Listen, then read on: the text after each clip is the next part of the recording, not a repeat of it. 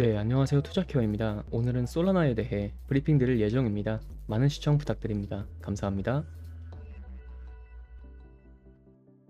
네, 브리핑 시작하기 앞서 좋아요와 구독, 알람 설정 부탁드리고 영상 하단 댓글 보시면 다양한 투자자들과 함께 차트 분석, 코인 시황, 주요 일정 체크, 향후 전망 등 편하게 정보를 교류할 수 있는 무료 카톡방과 텔레그램방 링크가 있으니 언제든 부담 없이 참여하셔서 유익한 정보 나눠보시면 좋을 것 같습니다.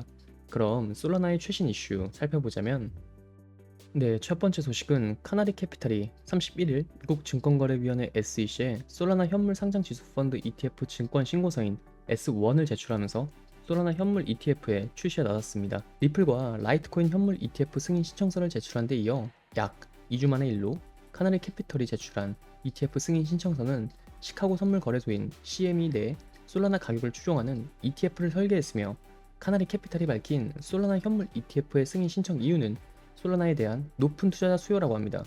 암호화폐 시가총액 5위의 암호화폐로 비트코인과 이더리움에 이어 스테이블 코인인 테더와 거래소 코인인 바이낸스 코인을 제외하면 사실상 다음 주자인 솔라나를 현물 ETF 출시 다음 주자로 선택한 것으로 카나리 캐피탈은 솔라나의 강력한 디파이 생태계는 일일 거래, 활성 주소 및 신규 주소로 측정한 강력하고 지속적인 온체인 분석으로 이어졌으며 모든 소비자에게 낮은 수수료 환경을 유지했다고 전했습니다. 카나리 캐피탈의 솔라나 현물 ETF 승인 신청은 바네코와 21 쉐어즈에 이어 미국 내 세 번째 승인 신청으로 앞서 올해 6월과 7월 바네코와 21 쉐어즈와 12호인은 연달아 솔라나 현물 ETF 승인 신청서를 SEC에 제출했으나 시카고 옵션 거래소는 바네코와 21 쉐어즈가 신청한 ETF의 상장 허가를 SEC에 요청을 했지만 SEC로부터 현재 반려당한 상태죠. 현재 또 다른 자산 운용사인 프랭클린 템플턴 역시 솔라나 현물 ETF 승인 신청을 준비하고 있는 것으로 밝혀졌습니다. 그러나 솔라나 현물 ETF를 향한 전문가들의 단기 전망은 밝지만은 않은데 전문가들이 입을 모아 이야기하는 이유는 솔라나를 바라보는 SEC의 시선이 비트코인, 이더리움과 다르다는 점으로 제임스 세이퍼트 ETF 연구원은 SEC는 이더리움에 대해 유보적인 입장을 밝혔지만 솔라나가 명백히 증권이라는 사실을 다양한 공간에서 어필해오고 있다고 강조를 했습니다. 네, 다음 소식은 암호화폐 전문 매체에 따르면 비트맥스 공동 창업자이자 마일스트롬의 CIO인 아서 헤이즈는 다가오는 미국 대선을 앞두고 솔라나를 고베타 비트코인으로 평가하며 유망한 투자 자산으로 지목을 했다고 합니다. 여기서 베타는 자산의 변동성을 나타내는 지표로 특정 자산이 시장의 움직임에 얼마나 민감하게 반응하는지를 보여주는데 예를 들어 베타가 1보다 큰 자산은 시장이 상승할 때 더 크게 상승하고 시장이 하락할 때 더 크게 하락하는 경향이 있으며 아서 헤이즈가 솔라나를 고베타 비트코인으로 표현한 것은 솔라나가 비트코인보다 변동성이 크면서도 비트코인이 강세를 보일 때 상대적으로 더 큰 수익을 낼 가능성이 있다는 뜻으로 이는 솔라나가 비트코인과 비슷한 움직임을 따르지만 그 변동폭이 더 크다는 점을 강조한 표현입니다.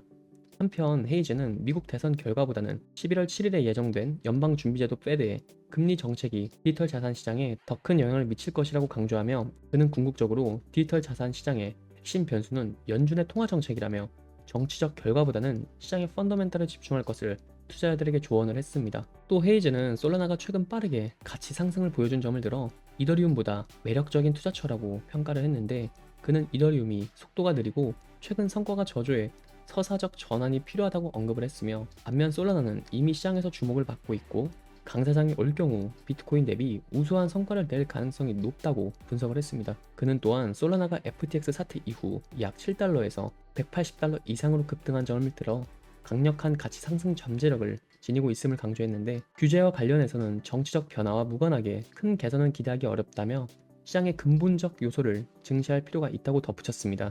또한 매크로 전문가이자 리얼비전 CEO인 라울 파른 솔라나가 185달러를 지지선으로 전환할 경우 암호화폐 시장이 사이클의 가장 폭발적인 상승 국면에 진입할 가능성이 있다고 밝혔는데 내용을 살펴보자면 라울 파른 소셜미디어 트위터 X에서 185달러 이상을 지지하는 솔라나의 움직임이 다른 디지털 자산들의 급등을 촉발할 수 있다고 전하면서 솔라나가 185달러를 돌파하면 포물선적 상승 신호로 보겠다며 최근 수개월간의 변동성 속에서 신중한 접근이 필요함을 언급을 했습니다. 그는 현재 매수나 매도 없이 시장 단계만 지켜보고 있다고 하는데 또한 익명의 분석가 인모탈은 트위터 X에서 솔라나가 향후 최고 성과를 낼 자산 중 하나로 자리 잡을 가능성이 크다고 주장하며 솔라나가 2027년 새로운 약세장 저점을 1200달러로 기록할 것이라는 장기 전망을 내놓으며 솔라나의 강세를 예측을 했습니다.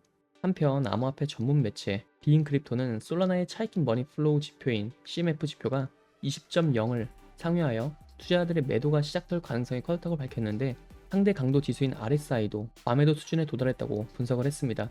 따라서 솔라나가 200달러를 넘어서려면 먼저 186달러 저항선을 돌파해야 하며, 지난 5월 중순 이후 솔라나는 이 저항 구간 돌파에 수차례 실패했기에 만약 솔라나가 186달러를 넘어서지 못한다면 161달러까지 밀릴 수도 있고, 161달러를 지켜내지 못하면 155달러까지 후퇴할 가능성이 있다고 진단을 했습니다. 네, 이것으로 오늘 브리핑은 마치며 이처럼 여러가지 정보를 취합해 보면서 상승 이유와 흐름을 보고 매매하시면 좋을 것 같습니다.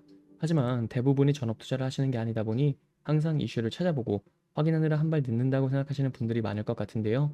그런 분들을 위해서 투자자들이 모여있는 정보 공유방을 운영 중이며 일체 유료 정보료가 필요 없으니 부담없이 참여해보시면 좋을 것 같고, 영상 하단 고정 댓글로 문의 남겨주시면 언제든 참여 도와드리겠습니다.